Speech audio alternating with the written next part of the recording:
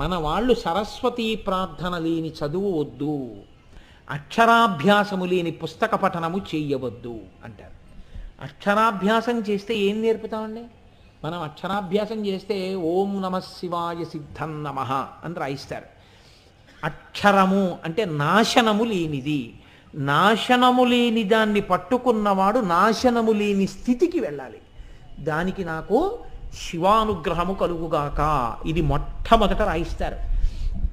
ఆ రాయించేటప్పుడు ఎవరు అటువంటి అనుగ్రహాన్ని పొంది ఉన్నాడో అటువంటి పెద్దలు ఆ చేతిని పట్టుకుని బియ్యంలో కదిపిస్తే ఆ చేతిని అతనికి సహజంగా లేకపోయినా శక్తి ఆయన అనుగ్రహం చేత కొంతవరకు పెరుగుతాడు.